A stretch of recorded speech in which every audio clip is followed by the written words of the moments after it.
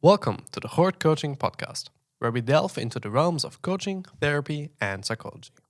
Our mission is to engage in authentic conversations that educate and inform, making insights of professionals accessible. In today's episode, I sit down with Coach Jan Frits, a seasoned professional coach at GORTcoaching based in Rotterdam. With a coaching career spanning over a decade, Jan specializes in helping individuals navigate life's complexities, fostering self-confidence, and enhancing personal effectiveness. His approach is both practical and profound, aiming to empower clients to make meaningful choices and flourish in their personal and professional lives. Together, we explore a variety of topics, including his personal story about how he transitioned from an engineer to become a coach, effective coaching methods, psychological theories such as positive psychology and acceptance and commitment therapy, short ACT. Our discussion offers valuable insights for everyone interested in personal growth and development. Join us as we uncover strategies, methods, and insights to help you thrive and achieve a fulfilling life.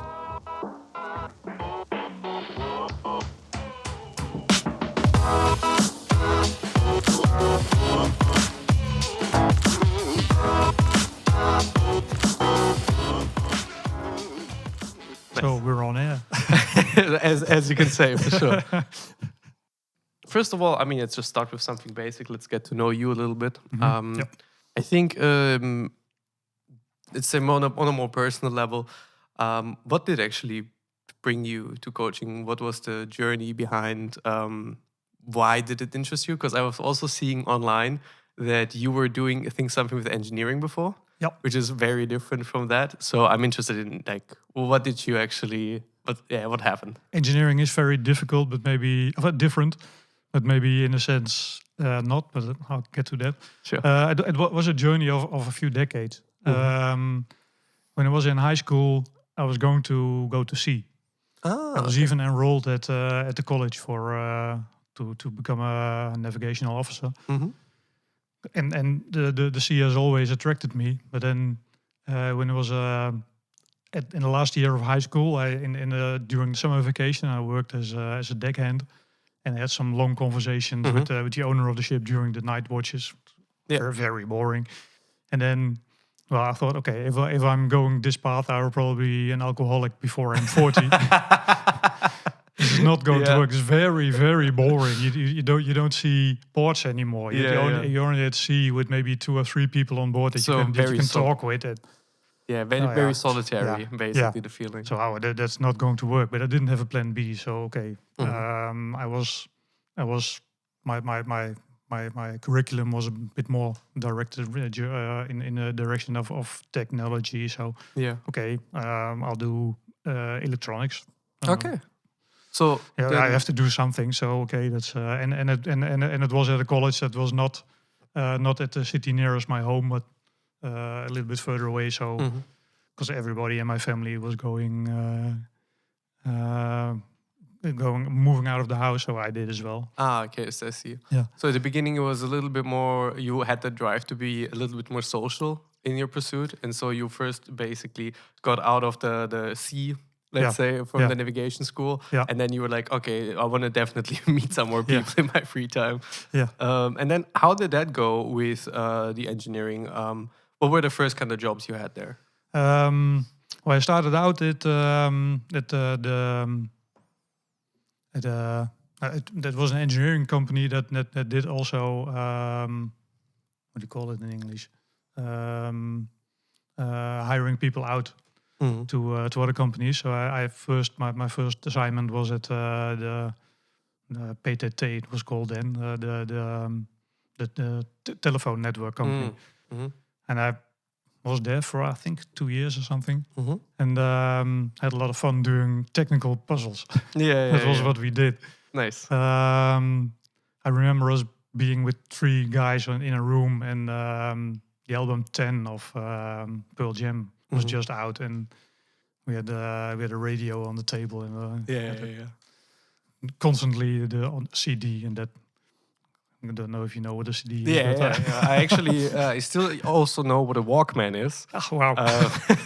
That's really old school. Yeah. Because my sister was older than me, I was always handed down the technology she had. And so, although I'm not fully a 90s kid, I had definitely some of those experiences.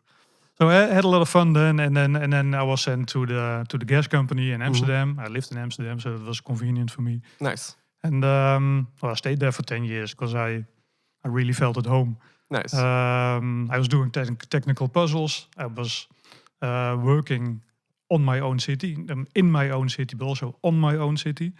And I really felt good. And it was I had some good colleagues, and Nice. the atmosphere was good. So, but then probably after about 10 years, I thought, okay, well, I've solved all these technical puzzles, and I didn't get any new puzzles anymore. I see. On the technical side. Yeah. But then on the how to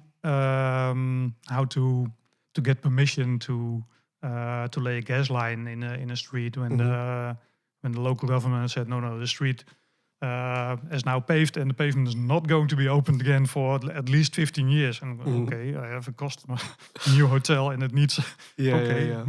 So who do I talk to? How do I get permission? How do the community regulations work, and how do those processes work, and how can I influence them? So that was a different kind of puzzles. I see. So I thought, okay, this job is not going to be my job for the rest of my career. So I talked to HR. Okay, I think I need to do something different. Yeah. And well, it was a few weeks, I guess, and then there was an opening for not only in Amsterdam, for the bigger region. We have some reorganizations. We were at that point, I think we were nationwide almost. Yeah. And so I could get a job in working in internal processes. Okay, let's do that. New puzzles. Yeah, nice. And so then basically, how did the transition go from, let's say, you being interested into technical puzzles to maybe, let's say, the ultimate puzzle, which is, let's just say, the human mind? Because that is also something that where I think also coaching and psychology kind of comes hand in hand. We do understand how machines work. They're really simple, but what goes into the brain and how that all happens? How did you get interested in that? I think that was working in the internal processes, because it's sometimes it was very hard to move stuff. We had a project. Some kind of higher up manager wanted to change a process, and okay, that's nice. I'm going to make a proposal for you. I'm going to make good calculations of what it's going to cost, and we were very good at that. But then we had a wonderful project, and then at the end of it, nothing had really changed. Yeah, I see. Because management was still doing what they did, and like Einstein probably said, maybe said, insanity is doing the same thing all over again and expecting different results. Exactly. Well, that was exactly what was going on. I see. And so I got a little bit burnt out by that as well, because we were working really hard and not really getting the results. Wanted, and so that was one side of it. And another side of it was working with people. And sometimes people were delegated into one of the projects, and they were, okay, my manager sent me, but what do I know about processes? Then I have to talk to managers and I have to talk to directors. Ooh, scary. And I thought, well, let's see about that. Nice. And then half a year later, they were standing on a stage talking to a group of managers about what needed to be done. And that was really a great kick. Cool. That's amazing. Being burned out in the not getting results and the one-on-one working with people. Yeah. That was really giving me a lot of satisfaction. I thought, okay, then I should move in that direction. And that was about 10 years. So and the strange thing is that I've now passed the 10-year mark in coaching, and I'm still not fed up with it. That's nice. That's nice. Could be a stayer. No, that's good. Yeah. Then so let's say if you have somebody approaching you for, let's say, coaching, What is the way you explain for somebody who's not too familiar with it? What does coaching look like? What is some of the approaches you take? How do I explain it?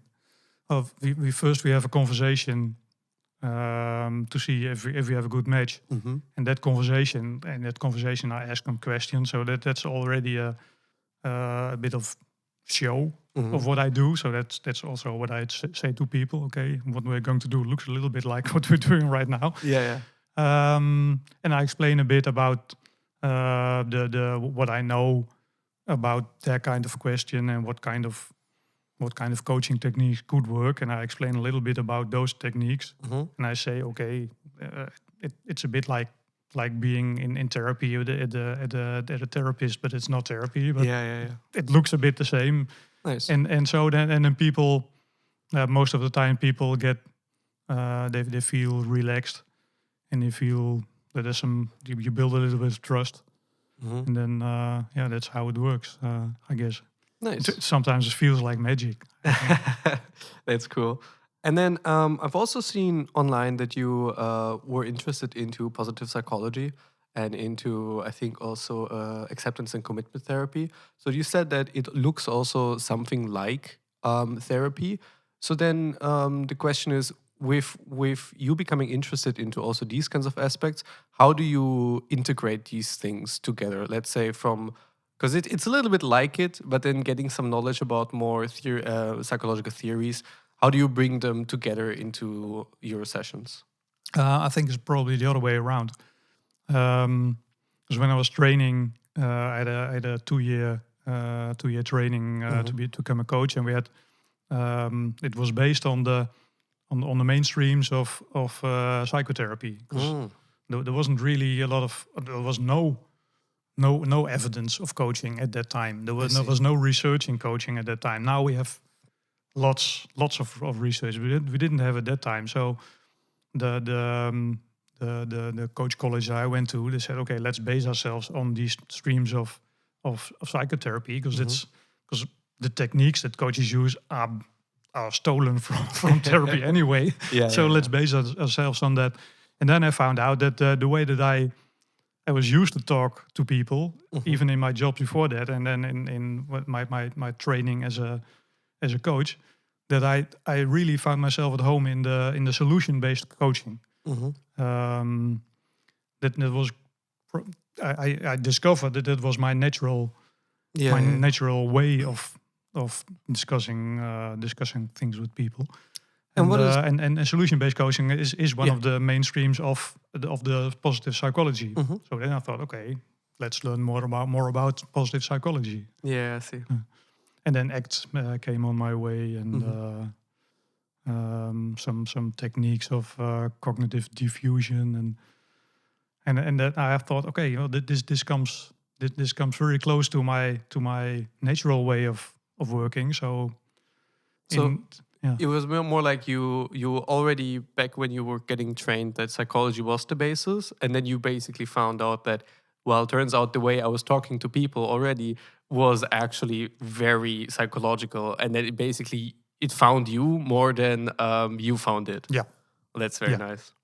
Yeah, that's nice. Yeah, it's also I have a kind of a saying that I sometimes give to people as a little present, and it's a long story, but in one of the lectures in my training, there was a guest lecturer, and he said this as a kind of byline. I thought, this is this is a good saying. And in Dutch it's blijf loyaal aan je eigen proces. Het antwoord zal je vinden, which is keep loyal to your own process. The answer will find you. Yeah. So it's exactly what happened. Just what you just said. Yeah. It is so lovely. Yeah. And then let's say, staying on this note of you saying that, if you stay true to yourself, the process will find you. Using your these techniques in coaching and stuff, what were, let's say, some of the more remarkable ways that you remember where you say, this was something where I knew that I want to stay on this path for now 10 years? Wow, there's a lot of those moments. Well, this is the moments that it feels like magic. Because I think I've talked to more coaches about it, and lots of coaches work like that. There's a point in the conversation, and a question or a technique pops up in your head, like intuitive. If intuition exists, I'm not really sure about that, but it pops up, and then and you think, could this work? Okay, let's good. So let's try it, and then and you try a technique, and then the magic happens. Like I also do systemic work, and then you work on the floor, and then you see the coachee positioning himself in a different position, and then all of a sudden his attitude changes, like the shoulders can get back, and you say, "What's happening now? This is this is probably." And then what did and then I ask, what did change? I'm not really sure, but when I'm looking at it from this perspective, it feels really much different. And okay. So you can basically trace the changes within the person, because I mean it's very personal. You get to know your client very well, and then at a certain point, since you know them so well, you listen a lot. Because I think if it's based on psychology, a lot of things in clinical work is the first thing we get trained is how to attentively listen. And it turns out we don't listen as much now than we should. Most people are more busy thinking about the next thing they want to say. Yeah. And then with having this bond with this person, then you realize, all of a sudden, something really fundamentally changed in this person. And this is basically the path that will guide the sessions. Yeah. That's Exactly. Yeah. Nice. And this something that changes is like the attitude that changes, or a look in the eyes that changes, or the tone of voice that changes, or there's always something that changes when you're on the right path, and then that guides you. Yeah. No, I mean, I can understand that. It's very personal thing, and I think that's also beautiful about this, where you get to have the opportunity to get to know somebody so personal, and then to make this your job. I think you also meet so many people. Yeah, it's nice, huh? Yeah. That's really why I do it, I think, and that's why I've been doing it for more than 10 years, and I'm not thinking of quitting. I still have to work for about 10 years, and it could very well be that I will do it past that time. Nice. But let's not get too much ahead. 10 years is a long time. Yeah. But really meeting all those new people, with everybody has a different story. And even when sometimes when you see the intake form, and you think, okay, that's one of those. That's right. I've seen this before. Yeah. It's not. Yeah. I see. It's every person you speak is different, and even with if it's literally the same question, it still will work out very differently. Yeah. So I meet lots of different people from all kinds of walks of life, all kinds of jobs, all kinds of histories, and I learn their perspectives, and I learn how they are finding a new perspective, and then I learn that perspective as well. So my world keeps broadening. Nice. So then also when the people you meet, you also say that like the substrate of people who get into coaching is like literally everybody. Like there is no one type. You meet everybody from all kinds. No, I guess I'll probably people at the head office will know more about it, but I guess that most of the coachees are probably higher educated. I see. Yeah. It's probably I'm not sure about that, but that would be my guess. Yeah. But then still older people, younger people, people from all kinds of different jobs. Yeah. Yeah. Nice. Yeah. I also saw on your webpage that you had a quote on there, and I was interested into why you add that. You don't need to do it yourself, but you don't have to do it alone. So what makes this so important for you? Well, in Dutch it's je moet het zelf doen, maar je hoeft het niet alleen te doen. Yeah. Well, I think probably that's the basis of coaching and therapy as well, I guess.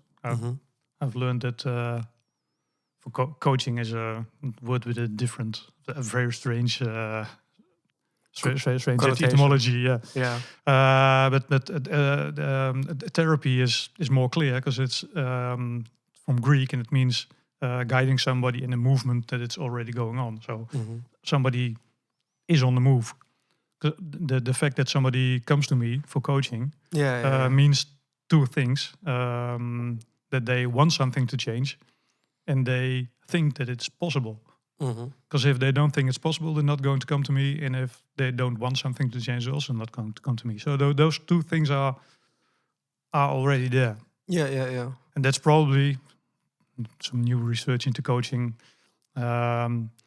Quite a lot of a high percentage of the result that you're getting is already there because somebody has decided, okay, I'm going to work on this.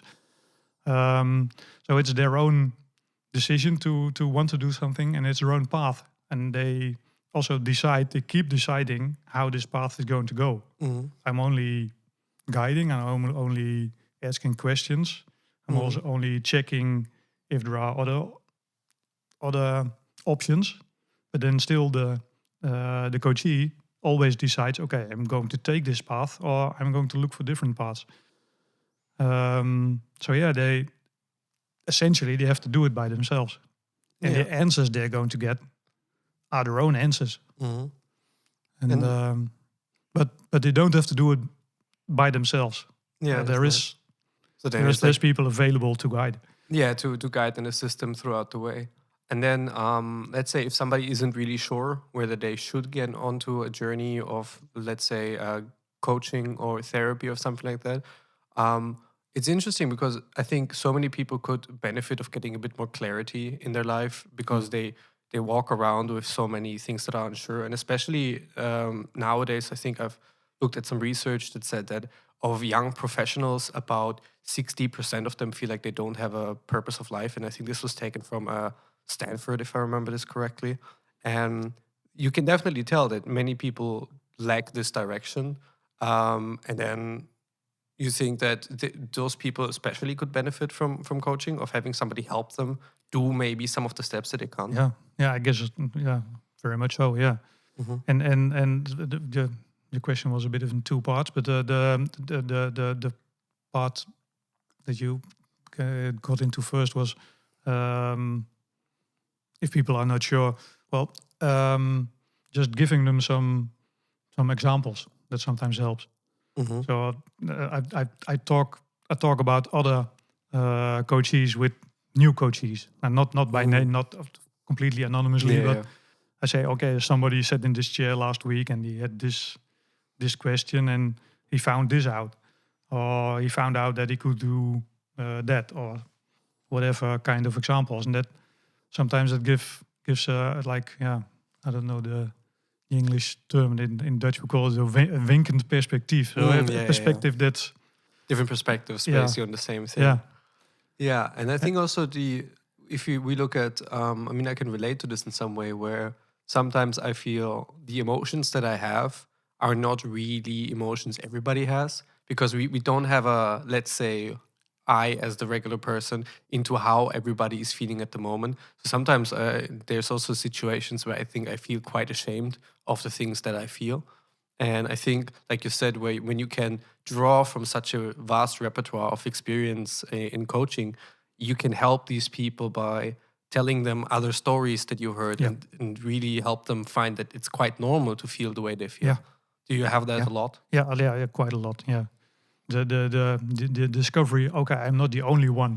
That on itself does help for a lot of people. Mm-hmm. Okay, so it's not so strange to be afraid of this, or it's not so strange to be ashamed of this, or not. That helps for people. Yeah. Nice. Yeah.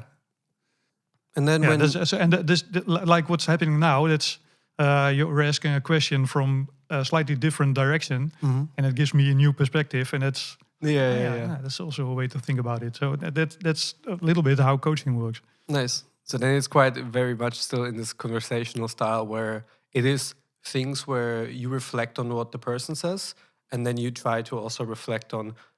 I mean, that's also important, right? Because what other people say during conversation is maybe then also good to understand how does that make me feel, right? And then that helps some people maybe to navigate their life, because we all know that whatever we do always affects other people. And sometimes we hurt people that are close to us quite unintentionally, and having somebody to reflect that with probably really helpful for that. Yeah, yeah, and that's one of the jobs of the coach. Reflecting on what somebody says or does, or on his attitude, or on the look on his face, or whatever. One of the jobs of the coach is to be a mirror. And you said something about fast experience, because sometimes, especially younger coaches, they come to me and they say, "Oh, you look a bit older and this gray hair." So I think, "Oh yeah, you have a lot of experience in life." Okay, well, I have some experience in life, but I've only experienced my own life. Yeah. I've never experienced a day in your life. So, but then I speak to a lot of people, so that the all the experiences of the people I've talked to is incredible. Yeah. Are there some, let's say, examples you can give, or of course without saying any names, but like some stories that, let's say, where you helped somebody that are still so powerful to you, and that you remember back of like, oh yeah, this was an experience of like, this is why I want to do this, what I'm doing. That was also a moment. Sometimes I use techniques from mindfulness, like a simple body scan. Yeah. And can you explain that a bit for somebody who doesn't know? Yeah. So for the listeners, a body scan is a technique where you focus on your body, and you scan your body. I always do it from the soles of the feet to the top of the head, but can go any direction. And it just helps people to focus. Okay, let's start with the soles of your feet. Okay, how do you feel? How do you feel? So it's an exercise in observing your body, and that in itself is an exercise in observing, observing instead of having struggling for a word now. Het woord oordeel in Dutch. Like having an opinion. Judging. Judging. Yeah. Sometimes it's good to observe instead of judge, and especially for yourself. So the body scan is an exercise in observing yourself instead of judging. So the muscle in my left calf is a little bit more tense than it used to be. Okay, so that's just what it is. Or my breathing is a little bit faster or a little bit slower. Okay, that's what it is. Yeah. So that's a body scan. And it's when I do it with a client, it takes about between 5 and 10 minutes, fairly short. And then we were done. It was the guy was about 60, and he had to cry after that. And then I thought, well, I know that sometimes it can be powerful, but what's going on right now? And this had something to do with the meaning in his life. He was raised as a Christian. He was really active in church.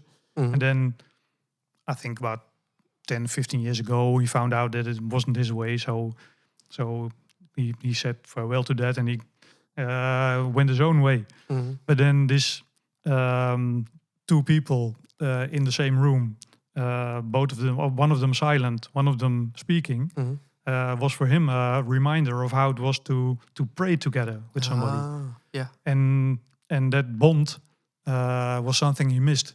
Wow. From his and that was I get almost tears in my eyes now thinking about it. It was so powerful discovery for him. So saying goodbye to the church was good for me, but I missed the certain kind of bond that I had with people. Almost like some spiritual thing that is now almost gone. Spiritual. Yeah. Interesting. Yeah. So that's one of those key moments that I'll probably remember. All of my life. That's amazing. Yeah. That's very cool.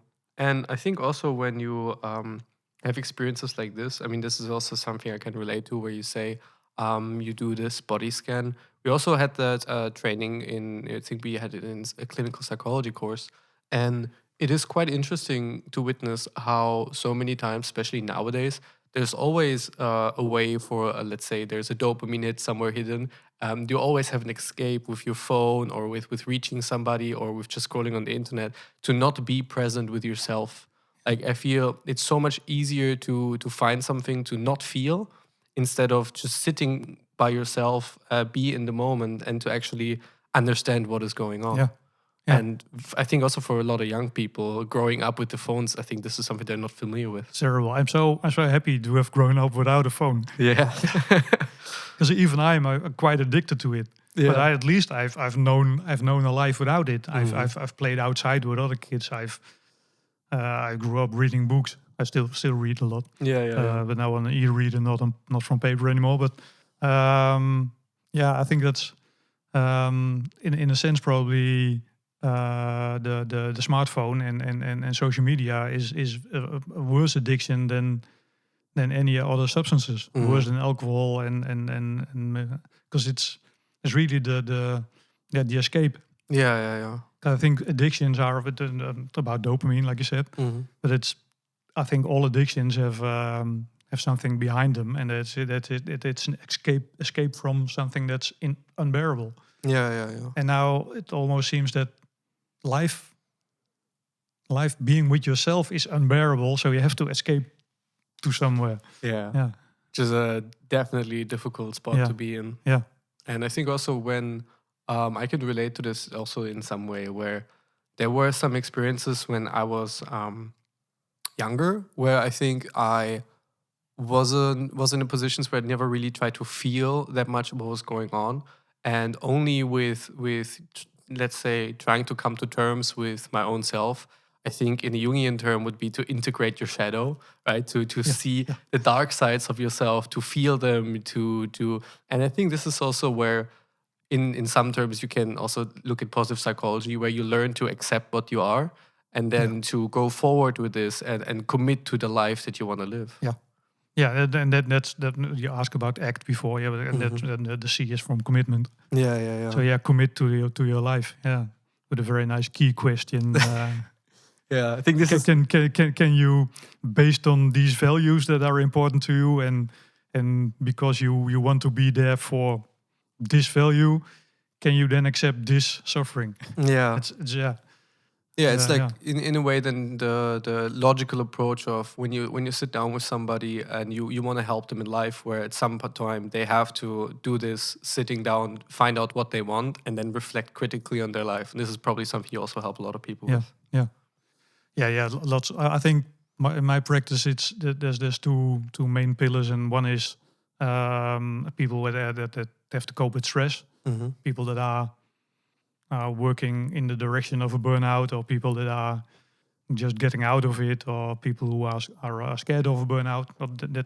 So stress is one pillar, and the other pillar is probably making sense of life. Yeah, people who've said, okay, I've done this job for some time now, and I have to do something different, but I don't know what. And what is life about for me? Yeah. So I think that's probably the kind of the kind of projects that I prefer. Nice. And so that's So there's the direction where conversations can go into are so vast. Yeah, I mean, I can imagine how different also all these conversations can be, because like you said, you may have looked at this person, you think like, oh, of course, this is probably what they're into, depending on whatever they do professionally or whatever their life has looked like. But then I think nowadays also, where a lot of people get pushed into like kind of a life with the pressure, oh, you have to do this now, then you need to, after your high school, you need to move on to the next thing, you need to immediately find the studies, where we can get really lost with always thinking about, oh, there's this next thing that I need to do. And after that, you find the next thing that you can focus on. But there is not really the time to be present and really figure out a lot of like, what is it actually? Why am I doing this? Yeah. Why am I doing this? And that comes to the really heavy question: why am I here? Yeah, exactly. And that's and that's a really heavy question, but it's a question that opens lots of perspectives. And even my own story, that sometimes helps. Yeah. When I see people say, okay, from high school I had to do this, and I had to go into college, and then now I'm in a job, and I think, oh, that's not. You can always change. Look at me. Yeah, that is a good example. I've changed directions 2 times. If I can do it, anybody can do it. Yeah. No, for sure. Even that sometimes helps. Mhm. But I think also there's, at least in the Netherlands, probably in most of Western Europe, things are so unclear now. When I grew up as a kid, we still had the, we called it the zuiling in the Netherlands, but really the society was built on a few pillars, Mhm. and there was a few pillars that were based on religion, and then you had social democrats, and you had communists, and you had so you belong to a certain group. Mhm. You were born into a certain group, and that's where you belonged. And that, you had the sense of belonging in Yeah. this group, and there were guidelines. Well, if you were born in this place, in this family, then you had to be a fan of this football club, and you had to go to that church, and you Mhm. had to listen to this kind of music, and you went to that school. That was really clear. And now we don't have this anymore. Yeah. And I think it's good in a sense, because it was really very restrictive as well. Mhm. But now, yeah, you can do anything, Yeah. and it seems nice to be able to do anything. But then that always also gives you the obligation to make a choice, Yeah. and making choices is hard for people. Mhm. No, I mean, this is also I think where also many young people are struggling. Where nowadays, like you said, there is less categories, less black and white, less things where when you have been put into a certain position, like, oh no, you have to do this. Like, this is the way we do things. Like you said, also with, I think the rise of AI is also another thing where a lot of people don't know whether the jobs they're choosing now will be still relevant in Yeah. 10 years or stuff like that. And many people will probably struggle then also with this, because everybody has a need to belong somewhere. Yeah. And finding where you want to belong, I think, is the difficult thing. Is there anything that you can maybe recommend for somebody who feels just a little bit lost, that they can do to find a little bit more their belonging? Wow. Well, I think one of the things is going out and doing stuff, meeting people, Mhm. because I think you're not going to find it solitary. Yeah. So I think you have to meet other people, because every meeting you have, you can use to have as a reflection on yourself. Somebody gives an answer, or somebody answers a question, or somebody only does something, and then you think, I do have an opinion about this. Why do I have this opinion? What does it say about myself? So going out and doing stuff with people, I think that really helps. Yeah. And probably also thinking about what's important. Hmm. And then There's a really nice exercise from the narrative psychology, Jackie van der Goor. She Mhm. was a PhD student like 10 years ago, and she wrote a dissertation about an exercise she developed.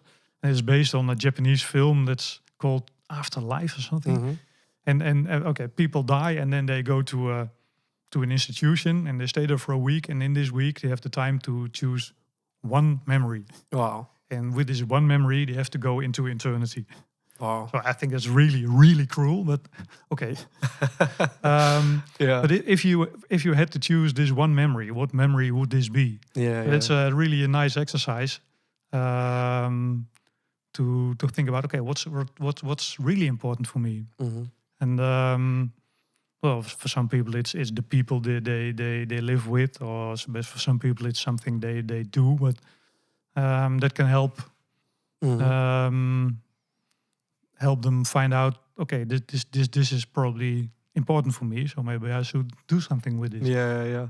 I think this is also where, if you look at psychology and also some of the methods there, where somebody can tell you something really trivial, something that you think it doesn't really matter. And let's say it's a situation where somebody all of a sudden complains about the same dishes they were eating for 10 years. Yeah. And say this plate is actually too small. And there can be so much depth in staying with one memory. I think the more you can also limit sometimes, um, the input, where you stay with a certain amount of parameters and then you try to start digging and really digging, that will lead you to some place that I think you would have never expected at the beginning. Yeah. Yeah. I can also relate to the thing you said earlier with going out there and carrying yourself if you're unsure with other people. Because when there were some situations also early in my life where I think I wasn't sure what I really wanted. But when in doubt, I think I was just trying to meet new people, trying to be more friends, because I had the feeling, at least for me, that the identity that I have is usually best developed in a conversation with somebody else, because they can help you find a spot, they can help you out with things they know. And usually you find it's easier to find an answer together, right? Two brains working on the same problem is much better than just one of that. And that's also something that I think where coaching can come in really helpful. Yep.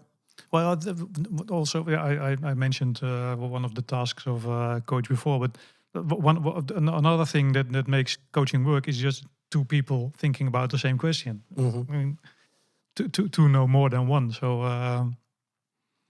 yeah, cool.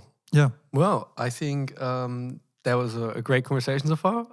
Thank you so much. Is it already that time? Yeah. I think think we have somewhere in the sweet spot.